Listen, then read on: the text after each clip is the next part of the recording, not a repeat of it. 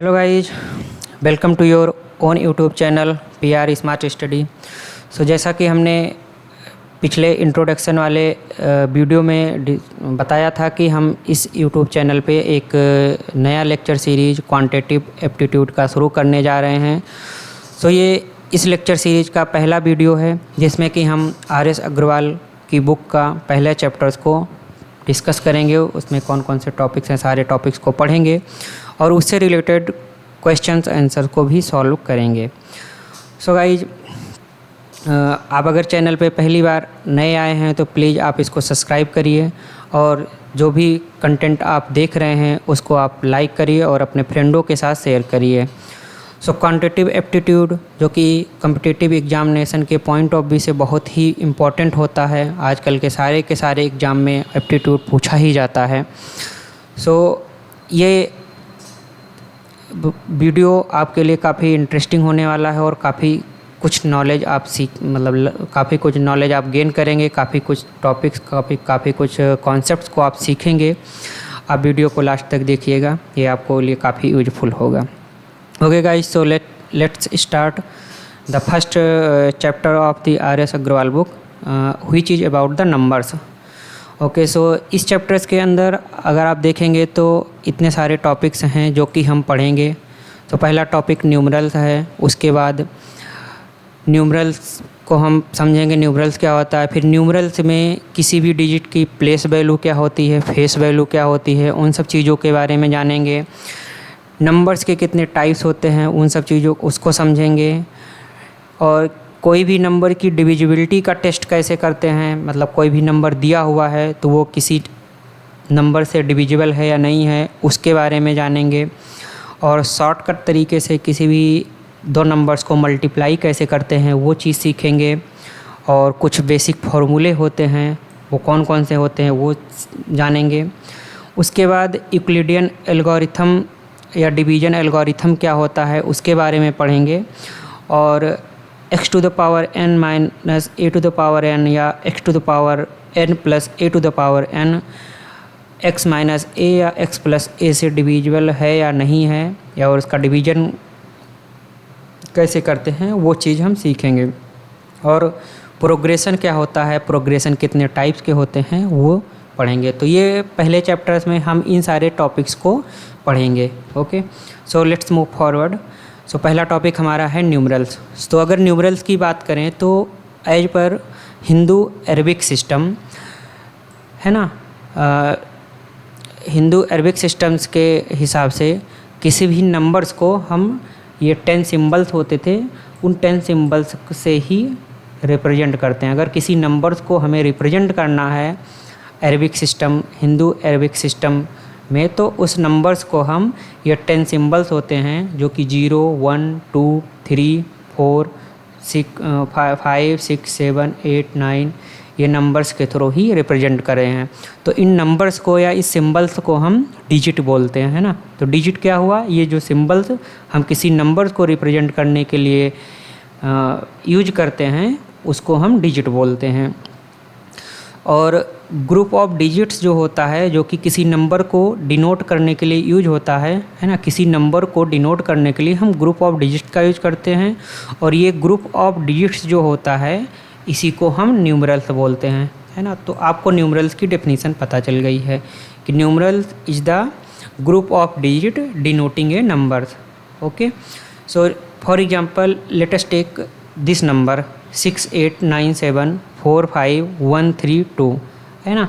So then we can represent this numbers as given in this table. इस numbers को represent करने में इसमें हर एक नंबर, हर एक डिजिट जो होता है उसकी कुछ वैल्यू होती है, मतलब प्लेस वैल्यू या फेस वैल्यू जो अभी आगे इसमें पढ़ेंगे इस टॉपिक में। इस नंबर को रिप्रेजेंट करने के लिए इस फॉर्म में रिप्रेजेंट करते हैं जैसा कि आप ये टेबल में देख रहे हैं।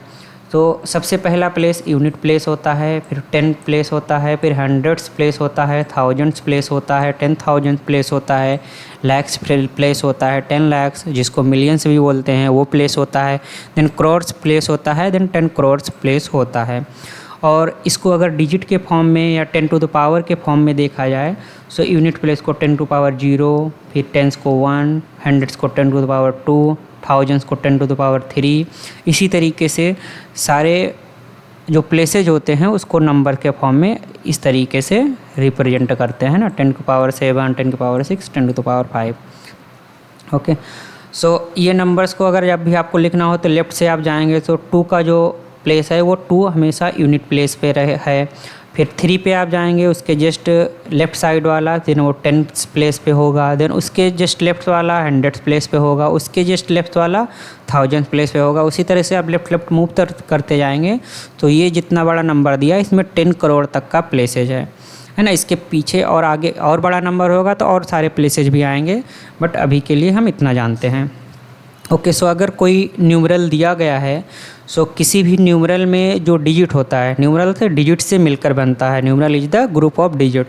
तो कोई भी न्यूमरल में जो डिजिट होते हैं उसका एक प्लेस वैल्यू होता है और एक फेस वैल्यू होता है। प्लेस वैल्यू को हम लोकल वैल्यू भी बोलते हैं, यहाँ पे लिखा हुआ है ना, प्लेस वैल्यू को हम लोकल वैल्यू भी बोलते हैं। तो किसी भी न्यूमरल में किसी भी डिजिट के प्लेस वैल्यू कैसे निकालते हैं वो देखते हैं।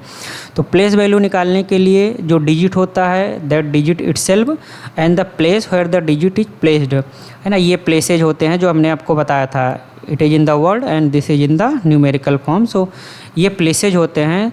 तो डिजिट और जिस प्लेस पे ये डिजिट लाई करता है उस प्लेस का जो ये 10 टू द पावर वाला फॉर्म होता है उससे मल्टीप्लाई करते हैं तो उस डिजिट का प्लेस वैल्यू निकल आता है।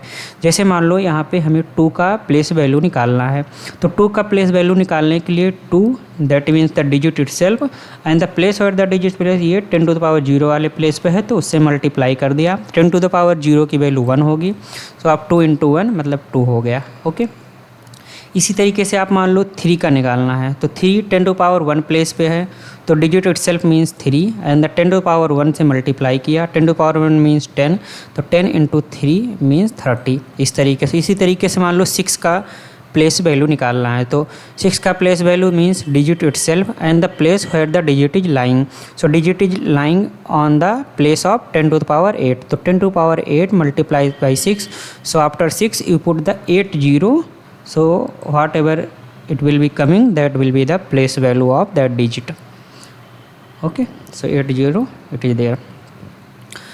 So let us move forward. So then what is the face value of any digit in any numeral? So face value of a digit in numeral is the value of the digit itself at whatever places it may be, है ना। So then अगर किसी भी numerals में किसी भी digit की जो फेस वैल्यू होती है वो डिजिट की वैल्यू इटसेल्फ होती है, वो भले ही किसी प्लेस पे हो, है ना, वो टेंस के प्लेस पे, यूनिट के प्लेस पे, थाउजेंड्स के प्लेस पे, करोर्स के प्लेस पे, लैक्स के प्लेस पे, किसी भी प्लेस पे हो सकता है, but the face value is the value of the digit itself, है ना, इन एनी न्यूमरल्स। जैसे for example in the same example which we have seen in the earlier slide, so that number was given 689745132. So here the face value of the 2 itself will be 2 and the face value of the 3 itself will be 3, face value of 9 will be 9, face value of 7 will be itself 7. So like that you can find out the face value of any digit in any numerals. Okay, so next topic is types of numbers. So types of numbers की अगर हम बात करें तो first type of number is the natural numbers. So जो counting numbers होते हैं like what ever we use for the counting purpose, we start the our counting from the number 1, so 1 2 3 4 5 up to the infinity, these numbers are called the natural numbers. So all positive integers we can say it include the natural numbers include all positive integers from 1 to infinity. So all positive integer from 1 to infinity is called the natural number. It is used for the counting purpose, that's why it is called the counting numbers also. It is denoted by the symbol n. Whenever we talk about the whole numbers, so in whole numbers all the natural numbers along with 0 comes. Okay, so whenever we say whole number, so it means all natural numbers along with 0, because in natural number there was not a 0. So when we add 0 in the set of the natural numbers, we get the set of the whole numbers. Okay, so 0 1 2 3 4 5 up to the infinity, this number set is called the whole numbers. It is denoted by the W. And here are two terms which you should remember. This may be asked in the MCQ question type. So first statement is like this: every natural number is the whole numbers, as we have seen. All natural numbers along with 0. So every natural number is the whole numbers, and 0 is the only whole numbers that is not the natural number, because in the set of the whole numbers 0 is the only number that is doesn't come in the natural numbers. Okay, so these two statements are very important. You should remember these two statements. Okay, so next number type is integers. So integer, what is integer? Integer includes the negative of natural numbers. Negative means -1 -2 -3, negative of the natural numbers, and 0 and natural numbers. When we say natural numbers, we don't need to include positive. When we say natural number, that means this is always in the positive direction. When we have to refer specifically negative, so we have to say negative of the natural numbers. So negative of the natural numbers, 0 and the natural numbers. When we prepare the set of these numbers, the number set which we will get is the integer. So it is denoted by the letter Z. And letter Z, from where it came? It came from the word Jahlen, that means count, to count. Jahlen means count. So from that this Z alphabet is being used for the denoting the integer. When we talk about the types of the integer, so there are three types of the integer. So positive integers from 1 to infinity, positive integer. Negative integer from sorry, that line है so negative integer -1 से -infinity तक. फिर non positive and non negative integer. So 0 को हम non positive और non negative integer बोलते हैं. सो अगर नॉन नेगेटिव इंटीजर्स का अगर सेट लिया जाए कि नॉन नेगेटिव इंटीजर्स, सो 0 1 2 3 ये नॉन नेगेटिव इंटीजर्स का सेट हो जाएगा. नॉन नेगेटिव ये नॉन पॉजिटिव इंटीजर का अगर सेट लिया जाए तो 0 -1 -2 ये नॉन पॉजिटिव इंटीजर्स का सेट हो जाएगा. नॉन नेगेटिव इंटीजर्स का सेट और नॉन पॉजिटिव इंटीजर्स का सेट है ना. सो ये दोनों इसका सेट होगा. तो ये हमारे टाइप्स ऑफ इंटीजर हो गए. उसके बाद अगर हम रेशनल नंबर की बात करें तो रेशनल नंबर्स आपको पता होगा, ये हम बहुत ही बेसिक से पढ़ते आ रहे हैं कि कोई भी नंबर जो कि P/Q के फॉर्म में रिप्रेजेंट किया जा सके, जहाँ पे P और Q इंटीजर्स होते हैं और Q does not equal to 0 is called the rational number. ये एग्जांपल्स है रेशनल नंबर के 1/2 -8/9. ये 4 8 -6 -2 भी हैं, चूँकि 4 को आप 4/1 लिख सकते हो. तो इस तरीके से ये भी P/Q के फॉर्म में होता है, तो ये भी नेचुरल रेशनल नंबर हो गया. इसको Q लेटर से डिनोट करते हैं. जैसे किसी चीज़ का क्वोशिएंट निकालना हो तो हम एक पार्ट को दूसरे पार्ट से डिवाइड करते हैं तो क्वोशिएंट मिलता है. तो क्वोशिएंट वर्ड का जो मतलब रेशियो होता है ना, तो उससे जो क्वोशिएंट निकलता है तो उससे Q वर्ड आता है. उसी Q वर्ड को यूज करके ही ये Q लेटर से हम रेशनल नंबर को डिनोट करते हैं. ओके, सो जब भी हम किसी रेशनल नंबर को, ये चीज़ बहुत इंपॉर्टेंट पॉइंट है, जब भी हम कोई रेशनल नंबर लिखते हैं तो हम ये एज्यूम करते हैं कि P और Q जो होता है वो कोप्राइम है. कोप्राइम होने का मतलब ये हुआ कि P और Q के पास 1 के अलावा कोई कॉमन फैक्टर नहीं है, है ना. सो ये एक इम्पॉर्टेंट पॉइंट हुआ, मतलब 1 के अलावा कोई कॉमन फैक्टर नहीं होना चाहिए, मतलब सिंपलेस्ट फॉर्म में लिखना चाहिए. जैसे आप अगर 4/6 लिख दिए तो इसका जो सिंपलेस्ट फॉर्म होगा, इसका कॉमन फैक्टर 2 है, इसका कॉमन फैक्टर भी 2 है ना. तो यह का 1 के अलावा भी इसका कॉमन फैक्टर. तो जब भी हम इसको नेचुरल ये रेशनल नंबर के फॉर्म में लिखेंगे, इसको 2/3 के फॉर्म में लिखेंगे. दो दो से मतलब डिवाइड काट देंगे तो 2/3 बचेगा। तो ये हमारा 2 का और 3, ये P और Q हो गया। P मतलब 2 और मतलब 2 एंड Q मतलब 3। तो P एंड Q का कोई भी कॉमन फैक्टर नहीं है इसका 1 के अलावा, है ना, कोई कॉमन फैक्टर नहीं। तो ये चीज़ ध्यान रखते हैं। और रेशनल नंबर्स में हमारा इंटीजर भी आ जाता है, होल नंबर्स आ जाता है और नेचुरल नंबर। जो अभी तक के हमने तीनों नंबर पढ़ा वो तीनों के तीनों नंबर रेशनल नंबर्स में आ जा सकते हैं। और किसी भी दो नंबर के बीच में इनफाइनाइट रेशनल नंबर होता है, ये भी आप ध्यान रखना। उसके बाद इरेशनल नंबर क्या होता है? ऐसे नंबर जिसको हम P/Q के फॉर्म में नहीं रिप्रेजेंट कर सकते, नहीं एक्सप्रेस कर सकते हैं, और जहाँ P and Q are the integer and Q does not equal to 0, so ऐसे नंबर्स को हम इरेशनल नंबर कहते हैं। इरेशनल नंबर के एग्जांपल देखा जाए तो √2, √3, √5, pi and this number is irrational numbers. उसके बाद पाइथागोरस पहले मैथमेटिशियन ऐसे थे जो कि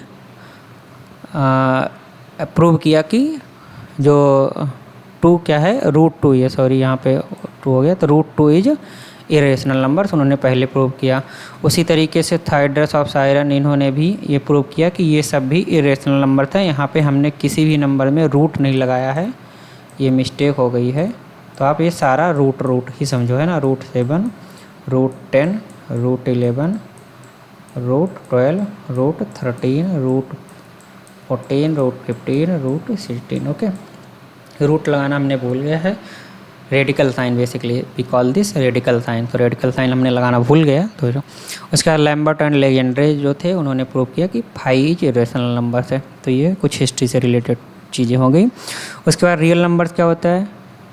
जो रेशनल नंबर और इरेशनल नंबर पढ़ा, इन दोनों का अगर सेट बना दिया जाए तो जो नंबर सेट मिलता है हमें वो रेशनल नंबर्स होता है। एग्जाम्पल के तौर पे ये आप देख सकते हैं, -1, -2, √3, √5, pi and this number.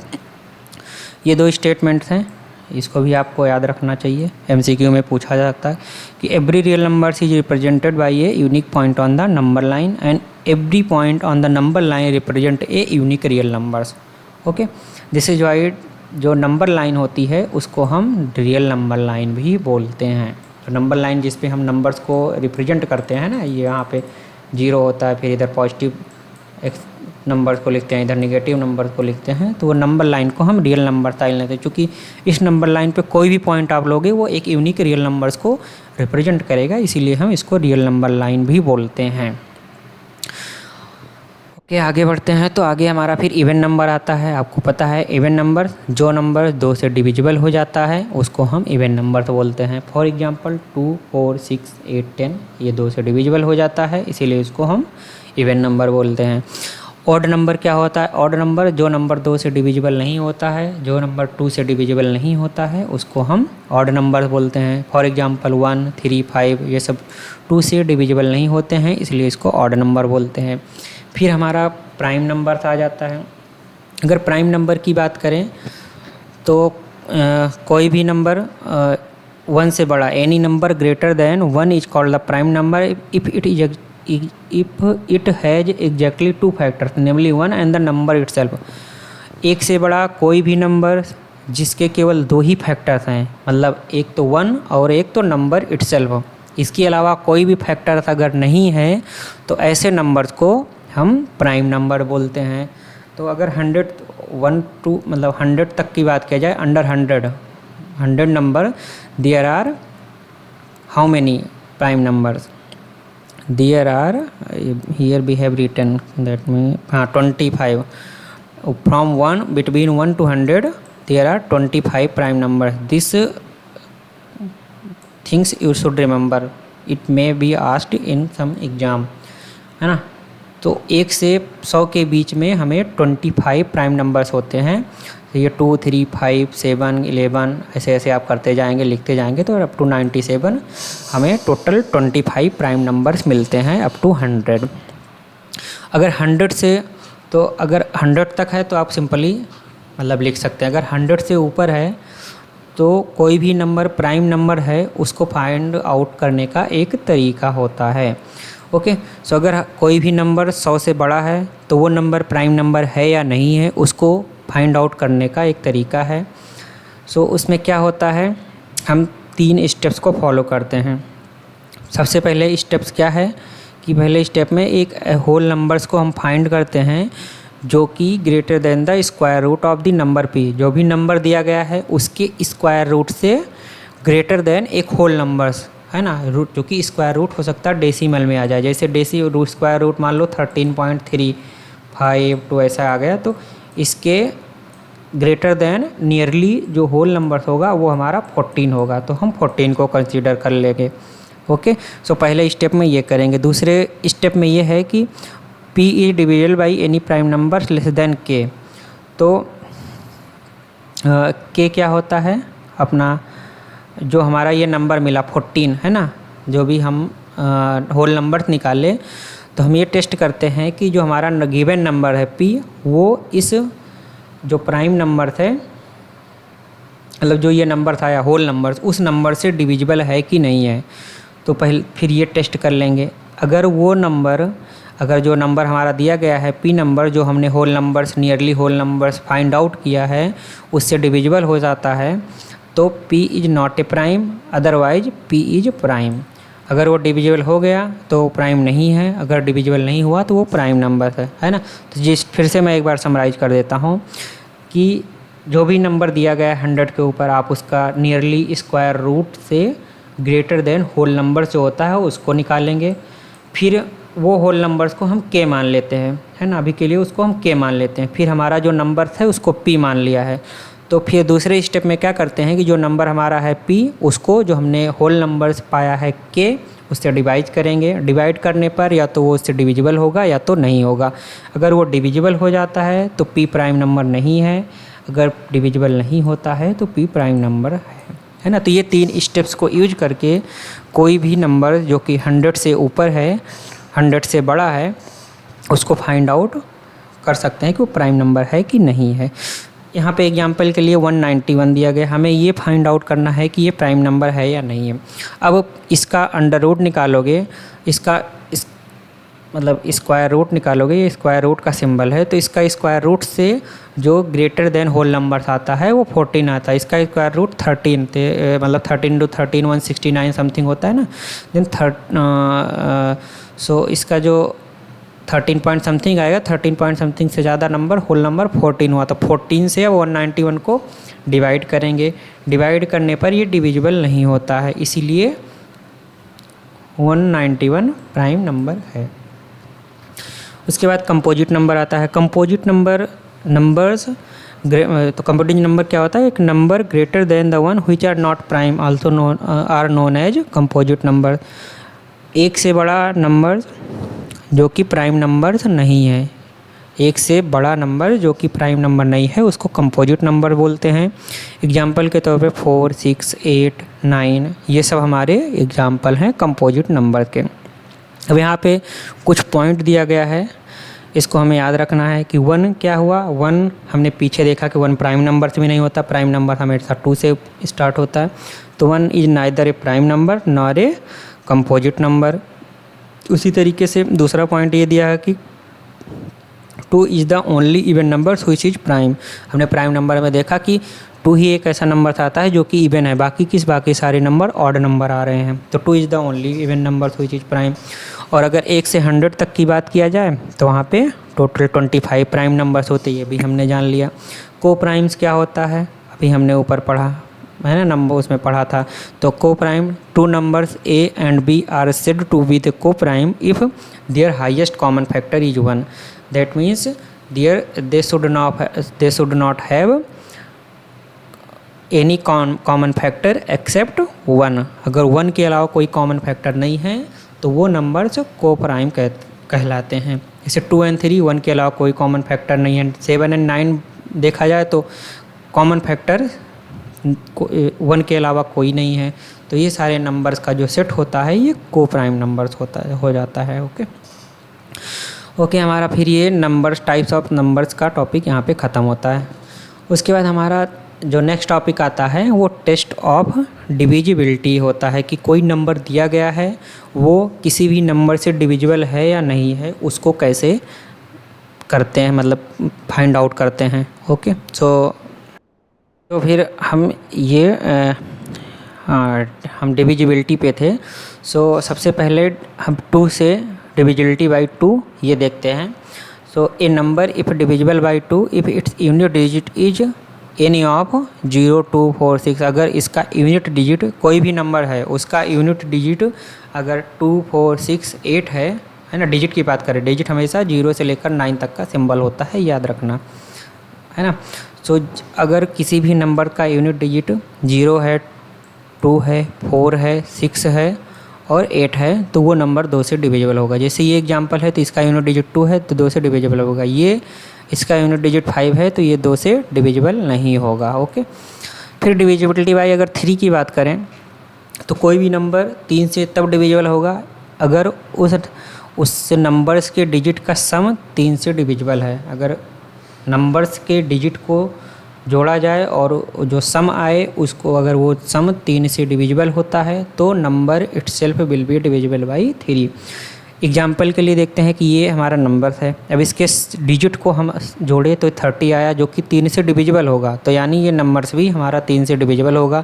But अगर ये एक नंबर और दिया गया है, इसके डिजिट्स को हमने सम किया 32 आया जो कि 3 से डिविजिबल नहीं है, तो ये नंबर से 3 से डिविजिबल नहीं होगा, जबकि ये नंबर 3 से डिविजिबल होगा।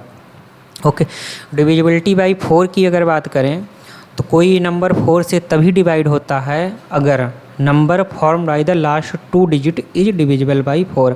तो नंबर के लास्ट के 2 डिजिट को आप लो और उसको देखो कि वो 4 से डिवाइड होता है कि नहीं। अगर वो 4 से डिवाइड हो जाता है तो मतलब कि जो नंबर दिया गया है वो भी 4 से डिवाइड हो जाएगा। अगर हम यहाँ पे एग्जांपल के लिए ये नंबर लेते हैं, इसके लास्ट 2 डिजिट क्या है 48 12 चौक 48, तो मतलब 4 से डिवाइड हो जा रहा है, तो यानी ये नंबर्स भी 4 से डिवाइड है। अगर ये नंबर अगर देखा जाए तो 82 4 से डिविजिबल नहीं है, इसलिए ये नंबर्स 4 से नहीं डिविजिबल होगा, ये नंबर 4 से डिविजिबल होगा। अगर डिविजिबिलिटी बाई 5 की बात करें तो कोई नंबर्स का अगर यूनिट डिजिट 0 है या 5 है ना, 2 कंडीशन है, या तो उसका यूनिट डिजिट 0 होना चाहिए या तो यूनिट डिजिट 5 होना चाहिए, तब वो नंबर 5 से डिविजिबल होता है। जैसे ये 2 नंबर देख लिए तो इसका यूनिट डिजिट 0 है, इसका यूनिट डिजिट 5 है, तो ये नंबर 5 से डिविजिबल होगा। बट ये दोनों नंबर देखा जाए तो इसका यूनिट डिजिट 4 है और इसका यूनिट डिजिट 6 है, तो ये मतलब 0 और 5 नहीं है यूनिट डिजिट, तो ये नंबर 5 से डिविजिबल नहीं होंगे। उसी तरीके से डिविजिबिलिटी बाई 6 देखा जाए तो अगर कोई भी नंबर है वो 6 से तभी डिविजिबल होगा अगर वो 2 और 3 मतलब 2 और 3 से भी डिविजिबल हो, तब वो नंबर 6 से भी डिविजिबल होगा। तो एग्जांपल के लिए मान लो ये नंबर लेते हैं, ये 2 से डिविजिबल है, क्यों? क्योंकि इसका लास्ट डिजिट 6 है तो ये 2 से डिविजिबल है। सम ऑफ द डिजिट लिया 21 आया, और तो यानी ये 3 से, क्योंकि 21 3 से डिविजिबल है तो यानी ये जो नंबर दिया गया है वो 3 से भी डिविजिबल होगा। तो ये नंबर 2 और 3 से 2 से एज वेल एज 3 से डिविजिबल है, तो पूरा का पूरा नंबर लोगे तो वो आप 6 मतलब वो नंबर 6 से भी डिविजिबल होगा। ओके, सो इस तरीके से हम 6 की डिविजिबिलिटी निकालते हैं। आगे अगर हम बात करें तो 7 की डिविजिबिलिटी कैसे निकालते हैं, तो 7 की डिविजिबिलिटी निकालने के लिए ये रूल होता है कि difference between twice the unit digit of the given number and remaining part of the given number should be a multiple of 7 और it should be equal to 0। तो यूनिट डिजिट लिया, उसका ट्वाइस मतलब 2 से multiply किया, unit digit लो आप 2 से multiply किया। अब जो remaining part of the given numbers होगा, यूनिट डिजिट के अलावा जो रिमेनिंग पार्ट्स होगा वो, अब इन दोनों का डिफरेंस लो। तो अब यूनिट डिजिट लिया, उसको 2 से मल्टीप्लाई किया, फिर जो रिमेनिंग नंबर्स है उस पर जो ये 2 से मल्टीप्लाई करने पर नंबर आया उस नंबर से रिमेनिंग नंबर्स को डिवाइड करते हैं। तो जो नंबर हमें मिलता है अगर वो 7 का मल्टीपल है या वो 0 है तो वो नंबर 7 से डिविजिबल होगा। एग्जांपल के लिए देखते हैं, उससे ज़्यादा क्लियरिटी आएगी। ये नंबर है, इसकी डिविजिबिलिटी हमें 7 से चेक करनी है। तो अब इसकी यूनिट डिजिट 8 हुआ, इसका ट्वाइस लिया 16 हो जाएगा। रिमेनिंग नंबर क्या है 79, तो 16 में से 79 जो होगा इन दोनों का डिफरेंस लिया, डिफरेंस हमारा कितना आया, मतलब 79 माइनस 16, इन दोनों का डिफरेंस लिया, इसका डिफरेंस हमारा 63 आया। ये 7 का मल्टीपल है, तो यानी ये नंबर जो 798 है ये 7 से डिविजिबल है। उसी तरीके से 8 से अगर डिविजिबिलिटी हमें चेक करना है तो ये ऐसे चेक करते हैं कि number form by the last 3 digit of the number of the given number is divisible by 8। तो कोई भी बड़ा सा नंबर हो तो उसका आप लास्ट 3 डिजिट पकड़ो, अगर लास्ट 3 डिजिट 8 से डिविजिबल है तो वो नंबर 8 से डिविजिबल होगा, अगर ऐसा नहीं होता है तो वो नहीं डिविजिबल होगा। इस एग्जांपल में 368 है, तो इसको देखो अगर आप तो लास्ट 3 डिजिट ये है जो कि 8 से डिविजिबल है, तो ये नंबर पूरा डिविजिबल होगा। जबकि ये नंबर्स में लास्ट के 3 डिजिट अगर आप लोगे तो 418 होगा जो कि 8 से डिविजिबल नहीं है, तो ये नंबर 8 से डिविजिबल नहीं होगा, जबकि ये नंबर 8 से डिविजिबल होगा। तो ये 8 की डिविजिबिलिटी का टेस्ट हो गया। अगर अब पता करना हो कि 9 से कोई नंबर डिविजिबल है कि नहीं है तो वो क्या करते हैं, तो इसमें भी sum of its digit is divisible by 9 है ना। तो अगर जो भी नंबर दिया गया है उसके डिजिट्स को आप जोड़ लो, उसका सम निकाल लो, अगर वो 9 से डिविजिबल होता है तो number will itself B divisible by 9। तो हमने ये नंबर दिया हुआ था, इसके डिजिट को हमने सम किया, 18 आया। अब इसको ये नंबर 9 से डिविजिबल है, 9 से डिविजिबल है, तो ये पूरा का पूरा नंबर 9 से डिविजिबल होगा। उसी फिर एक एग्जांपल ये दिया गया, इसके डिजिट्स का सम किया 34 जो कि 9 से डिविजिबल नहीं है, ये 8 ऐसे ही आ गया, तो 8 से 9 से डिविजिबल नहीं है, तो ये नंबर 8 से डिविजिबल नहीं होगा। इसी तरीके से 10 से डिविजिबिलिटी चेक करना हो, अगर कोई नंबर्स का एंड 0 है, मतलब लास्ट में यूनिट डिजिट 0 है, तो वो नंबर 10 से डिविजिबल होगा, अदरवाइज वो नहीं होगा। तो ये 10 से हो गया, ये सिंपल होता है। अगर 11 के साथ डिविजिबिलिटी देखना हो तो इसमें ये आता है कि difference of the sum of its digit at odd places and the sum of its digit at even places is either 0 और ए नंबर डिविजिबल बाय। तो जो भी नंबर दिया गया है उसके ऑड प्लेसेस पे जो डिजिट हैं उनका सम निकाला, इवन प्लेसेस पे जो डिजिट्स हैं उनका सम निकाला, दोनों का डिफरेंस लिया। डिफरेंस अगर जो आता है वो 11 से डिविजिबल है तब नंबर डिविजिबल होगा, और अगर या तो वो 0 से डिविजिबल है तब वो नंबर डिविजिबल होगा। ओके, सो एग्जांपल के लिए ये देखते हैं। तो इसमें ऑड प्लेसेज कौन कौन से हैं, ऑड प्लेसेज मतलब 1 3 7, मतलब 1 3 5 और ये 7, और इवन प्लेसेज 2 4 6 है ना। तो 8 मतलब ये कितना हुआ, हाँ 8 2 1 इसको ऐड किया, और 4 3 7 1 मतलब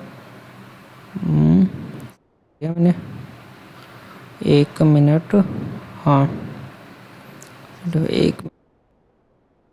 तो इस पे थे, तो हाँ वो ये यहाँ से उल्टे साइड से ले लिया तो मैं कंफ्यूज हो गया, मैं सोचा 8 यहाँ वाला 8 क्यों ले लिया। हाँ तो ये सही है। तो इवन ओड प्लेसेज के ये नंबर्स हो गए, इवन प्लेसेज के ये नंबर्स हो गए, उनके डिजिट्स को सम करके डिफरेंस किया, 11 आया जो कि 11 से डिविजिबल है, तो यानी ये नंबर्स भी हमारा 11 से डिविजिबल होगा। आगे बात करते हैं डिविजिबिलिटी बाई 12 क्या होता है। तो अगर कोई नंबर 12 से तभी डिविजिबल होगा अगर वो 4 और 3 दोनों से डिविजिबल है।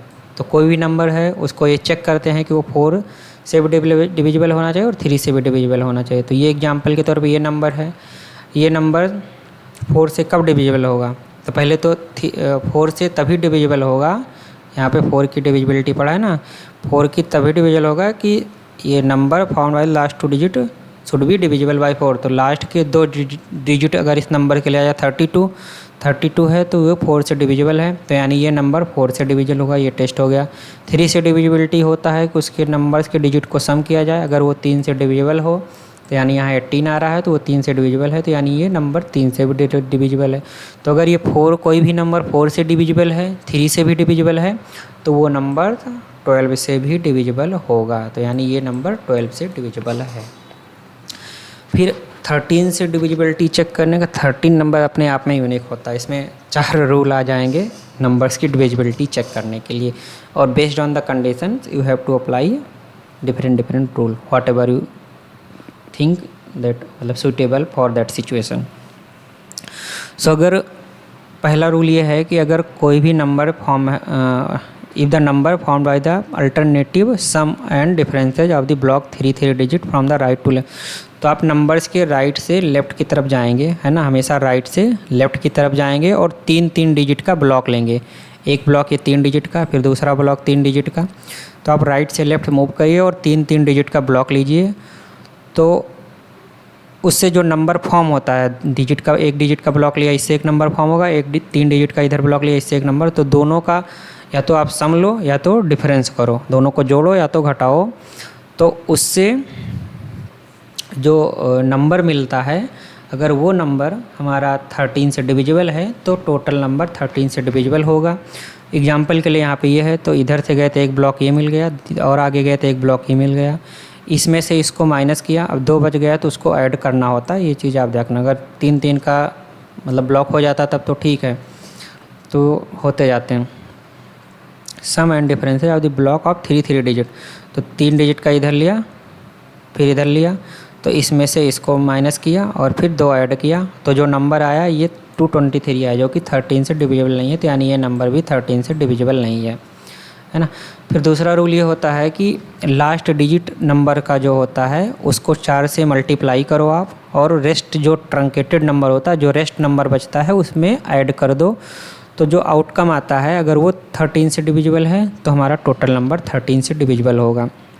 एग्जाम्पल के तौर पे अगर देखें तो जैसे 650 है, इसमें क्या है 0 है लास्ट डिजिट, इसको 4 से मल्टीप्लाई किया, रेस्ट नंबर 65 बचा उसमें ऐड किया, टोटल नंबर 65 आया, तो ये 13 से डिविजिबल है 65, तो टोटल नंबर 650 भी 13 से डिविजिबल है। थर्ड रूल ये होता है कि लास्ट 2 डिजिट जो नंबर का होता है उसको 4 time multiples of the rest number, तो लास्ट के 2 डिजिट आप छोड़ दो, तो लास्ट के 2 डिजिट को जो रेस्ट नंबर होता है जैसे ये, तो रेस्ट नंबर्स में 4 से मल्टीप्लाई करो और जो लास्ट के 2 डिजिट है उससे उसको माइनस कर दो, सब्ट्रैक्ट कर दो, तो जो नंबर आए वो नंबर 13 से डिविजिबल है, तो यानी टोटल नंबर 13 से डिविजिबल होगा। ये तब एक्यूरेट होता है जब 3 डिजिट का नंबर हो, तब ये यूज करना चाहिए 3 डिजिट का अगर कोई नंबर। तो जैसे एग्जांपल के लिए 728 लेते हैं, तो इसका लास्ट 2 डिजिट 28 हुआ, रिमेनिंग जो पार्ट है वो 7 हुआ, इसको 4 से मल्टीप्लाई किया 7 को, ये नंबर आया, लास्ट के 2 डिजिट जो थे अब उसको हम सब्ट्रैक्ट कर दिया, जो मल्टीप्लाई करने पर नंबर आया, आउटकम हमारा 0 आया, अब 0 13 से डिविजिबल है, तो यानी टोटल नंबर 728 भी 13 से डिविजिबल होगा। उसी तरीके से अगर फोर्थ रूल यहाँ पे है कि लास्ट डिजिट जो होता है यूनिट डिजिट, उसको आप 9 से मल्टीप्लाई करो, जो भी नंबर का यूनिट डिजिट है लास्ट डिजिट है उसको 9 से मल्टीप्लाई करो और फिर उसको सब्ट्रैक्ट कर दो रेस्ट ऑफ द नंबर से, तो जो नंबर मिलता है अगर वो 13 से डिविजिबल है तो टोटल नंबर 13 से डिविजिबल होगा। एग्जांपल के लिए 858 देखते हैं, लास्ट डिजिट 8 है, 9 से मल्टीप्लाई कर दिया है ना, और रेस्ट ऑफ द नंबर हमारा 85 था, रेस्ट ऑफ द नंबर में से जो मल्टीप्लाई के नंबर है उसको सब्ट्रैक्ट कर दिया, 13 आया, 13 क्या कहते हैं 13 से डिविजिबल है, इसलिए ये नंबर 858 भी 13 से डिविजिबल है। तो ये चारों रूल में से जो भी रूल सूटेबल लगे आप यूज कर सकते हैं। उसके बाद हमारा 14 की डिविजिबिलिटी की बात करें तो कोई भी नंबर अगर 2 से और 7 दोनों से डिविजिबल है, जैसा कि 12 वाला रूल था कि 4 और 3 से डिविजिबल होगा तो 12 से डिविजिबल होगा, उसी तरीके से अगर वो 2 और 7 से डिविजिबल है कोई नंबर तो वो 14 से भी डिविजिबल होगा। इसी तरीके से 15 की डिविजिबिलिटी की बात करें तो अगर कोई नंबर 3 और 5 दोनों से 3 से एज वेल एज 5 से डिविजिबल हो तो वो टोटल नंबर 15 से भी डिविजिबल होगा। इसी तरीके से 16 की बात करें तो लास्ट 4 डिजिट अगर हमारा 16 से डिविजिबल है, number form by the last 4 digit, last के 4 डिजिट आप नंबर के लो, अगर वो 16 से डिविजिबल है तो टोटल नंबर हमारा 16 से डिविजिबल होगा। एग्जाम्पल दिया गया ये, तो इसके लास्ट 4 डिजिट ये होंगे 7536 और जो कि 16 से डिविजिबल है, तो अपना जो नंबर होगा वो टोटल नंबर भी 16 से डिविजिबल होगा। और उसके बाद अगर हम ये 24 से डिविजिबिलिटी की बात करें तो अगर कोई नंबर 3 और 8 दोनों से डिविजिबल है तो वो 24 से डिविजिबल होगा। अगर 40 की डिविजिबिलिटी की बात करें तो 5 और 8 से डिविजिबल होना चाहिए, तब वो 40 से भी डिविजिबल होगा। 80 से डिविजिबिलिटी की बात करें तो वो नंबर 5 और 16 से डिविजिबल होना चाहिए। तो यहाँ पे एक चीज़ आपको देखने को लग रहा होगा कि 80 से तब होता है जैसे 16 पंचे 80 है, 8 पंच 40 है, 8 3 24 है, और यहाँ पे 5 3 15 है, 7 2 14 है। तो जो उसके फैक्टर से अगर वो जो भी फैक्टर्स आता है उस नंबर का, उसके फैक्टर से अगर वो डिविजिबल है नंबर, जितने भी फैक्टर्स आते हैं अगर उस फैक्टर से डिविजिबल है तो टोटल उस नंबर से भी वो नंबर डिविजिबल होगा अगर उसके फैक्टर से हो रहा है। तो यहाँ पे कुछ नोट दिया गया था कि if a number is divisible by p as well as q where p and q are the coprime number then the given number is divisible by p and q। जो यहाँ पे rule बात कर रहे थे ना, if p and q are not coprime then the given number need to be divisible by p and need not to be divisible by q। अगर p और q को प्राइम है, दो number p और q अगर को prime हैं, तो अगर उसके थ्रू कोई नंबर डिविजिबल है तो p एंड q को मल्टीप्लाई जो होगा, मतलब पी क्यू जो आता है, p और q को मल्टीप्लाई करने में जो नंबर होगा उससे भी वो नंबर डिविजिबल होगा। अगर p एंड q को प्राइम नहीं है तो ये ज़रूरी नहीं है कि उनको मल्टीप्लाई करने से जो नंबर मिले उससे डिविजिबल हो वो नंबर, है ना। सो वो चीज़ यहाँ पे दिया गया। जैसे ये 36 है, इसके ये 4 और 6 से डिविजिबल है, बट ज़रूरी नहीं कि क्योंकि 4 और 6 को प्राइम नहीं है, क्योंकि इसके एक एक फैक्टर कॉमन है, 2 और यहाँ मतलब 2 फैक्टर कॉमन है। तो 4 6 24 होता है, 24 से 36 डिविजिबल नहीं है। तो वही यहाँ पे वो बताना चाह रहा है। तो हमारा नेक्स्ट टॉपिक आता है कि multiplication by shortcut method, shortcut तरीके से मल्टीप्लाई कैसे करते हैं। तो कभी कभी ये ऐसा एग्जाम में आता है, तो इसमें जो मल्टीप्लिकेशन बाय डिस्ट्रीब्यूटिव लॉ होता है उसका यूज हम करते हैं। तो डिस्ट्रीब्यूटिव लॉ में ये दो रूल होते हैं कि a क्रॉस b प्लस सी अगर है तो a cross b plus a cross c ऐसा होता है। फिर a cross b minus c है तो a cross b minus a cross c होता है। तो जैसे ये बहुत बड़ा सा नंबर है, अभी इसको ये जो नंबर था इसको 1 लाख है ना, हाँ, तो 1 लाख माइनस 1 कर दिया, 99,999 जो है उसको 1 लाख 1 कर दिया। अभी इसको आप मल्टीप्लाई करने जाते हो काफ़ी बड़ा हो जाता है। अब यहाँ पे इसको आप सिंपल इससे मल्टीप्लाई कर सकते हैं, इससे मल्टीप्लाई कर दीजिए अलग अलग, और फिर दोनों को सब्ट्रैक्ट कर दीजिए, तो आपको काफ़ी कम स्टेप्स में काफ़ी कम एफर्ट से मल्टीप्लिकेशन हो जाएगा। उसी तरीके से ये दूसरे रूल को यूज करते हुआ है। दूसरे एग्जांपल में 917 978 है, अब अलग अलग आप मल्टीप्लाई करके ऐड करोगे तो काफ़ी लेंदी हो जाएगा। आप कॉमन ले लो, दोनों को ऐड कर दिया, दोनों को ऐड करके 1000 आ गया, इधर 3 जीरो लगा दिया 978 के आगे, आराम से मल्टीप्लाई हो गया। तो ये कुछ सिचुएशंस में ऐसे यूजफुल हो जाते हैं, ये डिस्ट्रीब्यूटिव लॉ को यूज करके मल्टीप्लिकेशन शॉर्टकट तरीके से हो जाता है। अगर हमें multiplication of A number by 5n देखना है तो वो कैसे करते हैं। तो जब भी किसी भी नंबर को 5n से मल्टीप्लिकेशन दिया हो तो उसमें क्या होता है कि put n0, 5 to the power n है तो यहाँ पे 5 टू द पावर जो है वो n है, तो n0 to the right of the multiplicand, मतलब जिस नंबर को मल्टीप्लाई करना हो उसके आगे हमें n0 लगा देना है। Divide the number so form by two the power n, और इस तरीके से जो नंबर मिलता है, मतलब n0 लगाने के बाद जो नंबर मिलता है उसको टू द पावर n से डिवाइड कर दो, तो जो नंबर हमारा फॉर्म होगा मतलब मिलेगा वो मतलब बेसिकली वो डिवाइड हो जाता है नंबर। तो जैसे यहाँ पे एग्जांपल दिया गया है 625, अब 625 5 टू द पावर 4 लिख सकते हैं।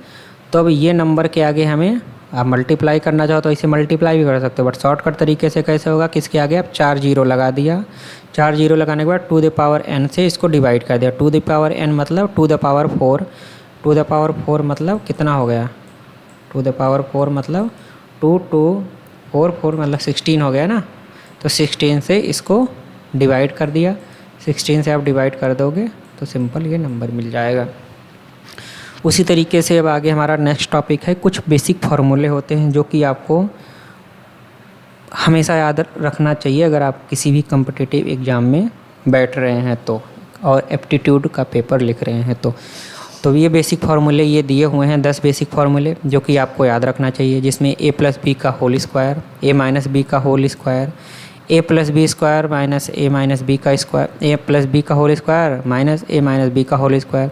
अब ये चीज़ तो मान लो यहाँ से आप ड्राइव कर सकते हो आप यूज़ करके, बट ऐसे याद रहता है तो तुरंत आप सेकंडों में इसको ऐसे कर सकते हो। कभी ऐसा आया तो उससे आपका टाइम सेव होता है ना। तो ये फार्मूले याद रखना बहुत ज़रूरी होता है। इसी तरीके से ए स्क्वायर माइनस बी जो है उसका फार्मूला दिया गया है ए स्क्वायर प्लस ए प्लस बी का होल स्क्वायर प्लस ए माइनस बी का होल स्क्वायर। तो यहाँ जब माइनस रहता है तो 4ab आता है, प्लस रहता है तो 2a square plus B square आता है ना। तो ये दो हो गया। उसी तरीके से a प्लस बी प्लस सी का होल स्क्वायर का क्या फार्मूला होता है वो ये दिया गया है। a cube plus B cube का क्या फार्मूला होता है, a cube minus B cube का क्या फार्मूला होता है वो भी दिया गया है। और ये 9th वाला a cube plus B cube plus C cube minus 3abc का क्या फार्मूला होता है वो दिया गया है। और इसी फार्मूले में अगर मान लो a प्लस बी प्लस सी 0 है तो ये राइट हैंड साइड का टर्म पूरा 0 हो जाएगा, और इसको आप उधर ले जाओगे तो ये कंडीशन मिल जाती है कि अगर कोई भी नंबर है तो a plus B plus C, कोई भी रियल नंबर है a प्लस बी प्लस सी अगर इक्वल टू 0 आ रहा है तो a cube plus B cube plus C cube equal to 3abc हो जाएगा। उसके बाद ये यूक्लिडियन एल्गोरिथम क्या होता है, डिवीजन, इसको डिवीजन एल्गोरिथम भी बोलते हैं। तो इसमें ये होता है कि if we divide a given number by another number, so हमारा जो डिविडेंट होता है मतलब यहाँ पे ऐसे ये डिवाइड करते हैं ना ऐसे, तो यहाँ पे जो लिखते हैं इसको, यहाँ पे जो लिखते हैं डिविडेंट लिखते हैं, यहाँ पे क्या हो गया डिविडेंट हो जाएगा। और यहाँ पे होता है हमारा डिवाइजर होता है, मतलब यहाँ पे ये डिवाइजर होता है, डिविडेंट यहाँ पे होता है, और क्वेशिएंट यहाँ पे आता है, और रिमाइंडर यहाँ पे जाता है ना, इसे जो यहाँ पे बढ़ता है। तो इस प्लेस पे हमारा डिविडेंट आता है, यहाँ से डिवाइजर होता है, और क्वेशिएंट उधर आता है, और इसको रिमाइंडर। तो इसमें ये रिलेशंस होता है dividend equal to divisor into quotient plus remainder, ये अपना एक इक्वेशन आ जाता है, एक फार्मूला आ जाता है। फिर अगर x to the power n की बात करें तो x to the power n minus a to the power n is divisible. एक मिनट, मैंने यहाँ पे पेन चला दिया है तो इसको मैं मिटा देता हूँ, थोड़ा सा क्या लिखा है वो तो पता चले। तो x to the power n minus a to the power n x minus a से डिविजिबल होगा for all the value of n, है ना। ये चीज़ याद रखना, सारे n की सारी वैल्यूज़ के लिए x to the power n minus a to the power n x minus a से डिविजिबल होगा। उसी तरीके से अगर x to the power n minus a to the power n x plus 1 से डिविजिबल कब होगा, केवल n की इवन वैल्यूज के लिए, n की इवन वैल्यूज के लिए ही डिविजिबल होगा, यहाँ पे n की सारी वैल्यूज के लिए। और फिर अगर x plus n plus x to the power n plus a to the power n को x प्लस 1 से कब डिविजिबल होगा, जब वो तब डिविजिबल होगा जब n की वैल्यू ऑड वैल्यूज होगी।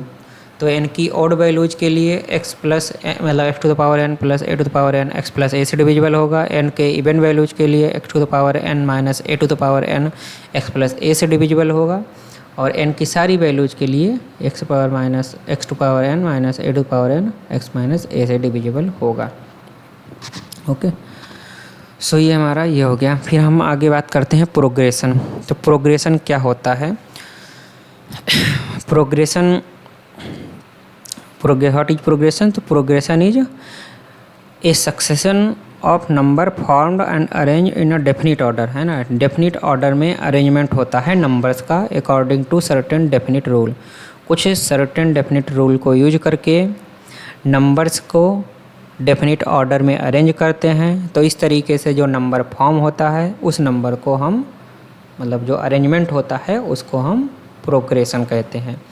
प्रोग्रेशन की बात करें तो यहाँ पे दो टाइप का प्रोग्रेशन दिया गया है, और भी होता है, बट यहाँ पे अर्थमेटिक प्रोग्रेशन और जियोमेट्रिक प्रोग्रेशन दो दिया गया है। उसके बाद हार्मोनिक प्रोग्रेशन भी होता है। तो यहाँ पे हम दो ही पढ़ते हैं, अगर आपको जानना है तो आप बताइएगा, उसको भी हम कवर करेंगे। बट हार्मोनिक प्रोग्रेशन उतना ज़्यादा कभी यूज नहीं होता है, तो इसलिए उसको अभी के लिए स्किप करते हैं, बाद में हम कभी उसको किसी और वीडियो में कवर कर लेंगे अलग से। तो अर्थमेटिक प्रोग्रेशन क्या होता है, arithmetic progression if each term of the progression differ from its preceding term by a constant. तो जो इस प्रोग्रेशन में क्या होता है हर एक टर्म अपने पहले वाले टर्म से एक कांस्टेंट नंबर से डिफ़र होता है। मतलब कोई भी नंबर लोगे उसके पहले वाले नंबर को जब भी उसमें डिफरेंस लोगे तो उसका जो डिफरेंस आएगा वो कांस्टेंट रहेगा। तो इस तरीके के जो प्रोग्रेशन होते हैं उसको अर्थमेटिक प्रोग्रेशन कहते हैं। ओके, सो कांस्टेंट डिफरेंस जो आता है कोई भी टर्म का उसके प्रेसीडिंग वाले टर्म से जो कांस्टेंट डिफरेंस आता है उसको हम common difference of the arithmetic progression बोलते हैं।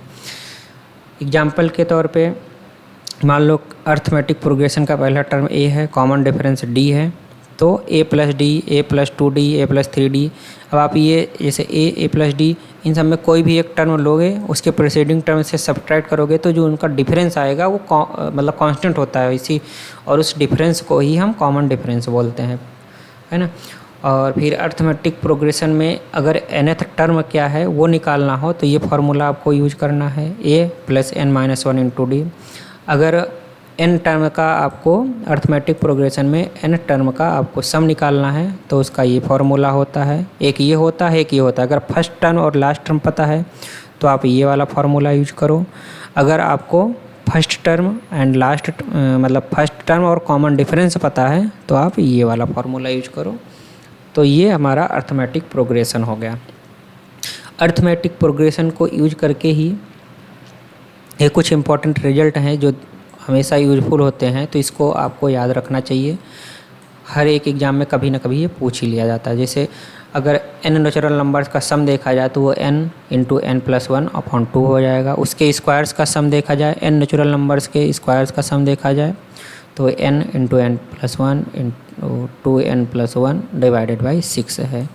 अगर उनके क्यूब का सम देखा जाए, ये मैंने यहाँ पे गड़बड़ी कर दिया है, यहाँ पे क्यूब होगा, मैंने स्क्वायर लिख दिया है ना। ये 1 का क्यूब प्लस 2 का क्यूब प्लस 3 का क्यूब, ऐसे करते करते n का क्यूब, जब उनको क्यूब निकाल के उसको सम करेंगे तो हमारा ये मिलता है। उसके बाद अगर ज्योमेट्रिक प्रोग्रेशन की बात किया जाए तो ये ज्योमेट्रिक प्रोग्रेशन में क्या हुआ, वहाँ पे अर्थमेटिक प्रोग्रेशन में क्या होता था कि कोई भी टर्म लेते थे प्रोग्रेशन का और उसके प्रेसीडिंग टर्म से डिफरेंस लेते थे तो वो डिफरेंस कांस्टेंट होता था और उसको हम कॉमन डिफरेंस बोलते थे। यहाँ पे अगर हम रेशियो कोई भी एक टर्म लेते हैं उसके प्रीसीडिंग टर्म का अगर रेशियो निकालते हैं तो वो रेशियो यहाँ पे कांस्टेंट होता है। वहाँ पे डिफरेंस कांस्टेंट होता था, यहाँ पे रेशियो कांस्टेंट होता है। तो इस तरीके से जो प्रोग्रेशन बनता है उसको ज्योमेट्रिकल प्रोग्रेशन बोलते हैं, है ना। जो कॉमन रेशियो मतलब जो कांस्टेंट रेशियो आता है, वहाँ पे जो कांस्टेंट डिफरेंस आता था उसको कॉमन डिफरेंस बोलते थे। यहाँ पे जो कांस्टेंट रेशियो आता है उसको कॉमन रेशियो बोलते हैं ऑफ ज्योमेट्रिक प्रोग्रेशन। तो कोई भी ज्योमेट्रिक प्रोग्रेशन का अगर फर्स्ट टर्म ए है, कॉमन रेशियो आर है, तो वो geometric progression A R square A R cube ऐसे करते करते होगा। अगर ज्योमेट्रिक प्रोग्रेशन का आपका nth टर्म निकालना है तो वो r to the power n minus n1 से निकाल सकते हैं। अगर आपको n टर्म का सम निकालना है तो उसका sum a into 1 minus R to the power n upon 1 minus r ये होता है। ओके, तो ये हमारा ज्योमेट्रिक प्रोग्रेशन हो गया। ओके, सो अभी तक हमने इस चैप्टर में जो नंबर्स था, पहला बुक का पहला चैप्टर, तो इसमें जो जो कॉन्सेप्ट पढ़ा उन सारे कॉन्सेप्ट उन सारे टॉपिक से रिलेटेड ये क्वेश्चंस दिए हुए थे। तो ये क्वेश्चंस मैंने यहाँ पे लिख दिया है। अच्छा होगा कि आप ये सारे क्वेश्चंस को प्रैक्टिस करें, सॉल्व करें, तो आपका मतलब काफ़ी प्रैक्टिस भी हो जाएगा और आपको काफ़ी अंडरस्टैंडिंग भी हो जाएगी जो भी आपने पीछे टॉपिक्स पढ़ा है। ओके, सो ये अपने टोटल 31 क्वेश्चन है। अगर इसमें से आपको कोई क्वेश्चन नहीं आता है तो आप पूछ भी सकते हैं कमेंट बॉक्स में, हम उस क्वेश्चन को सॉल्व करके आपको भेजेंगे या बताएंगे जैसे भी होगा। तो आप, और अगर इस लेक्चर में कोई भी कमेंट हो या कोई भी सजेशंस हो कि हम इसको और कैसे इम्प्रूव कर सकते हैं, तब भी आप कमेंट बॉक्स में ज़रूर बताइएगा। और अगर आप चैनल पे नए आए हैं तो प्लीज़ लाइक करिए, अपने फ्रेंडों के साथ शेयर करिए और इसको चैनल को सब्सक्राइब करिए, है ना। और जो ये जितने भी ये प्रैक्टिस क्वेश्चंस दिए हुए हैं, जो भी ये क्वेश्चंस दिए हुए हैं और उनके सारे के आंसर्स ये हैं, तो आप उसको सॉल्व करिए और उसके बाद आंसर से मैच कर लीजिएगा आपने सही सॉल्व किया है या नहीं किया है। और अगर आपको कोई डाउट होता है तो आप पूछिए उसको। ओके, सो अगले वीडियो में हम कुछ दूसरा टॉपिक चैप्टर मतलब इस बुक का शुरू करेंगे। तब तक के लिए थैंक यू वेरी मच।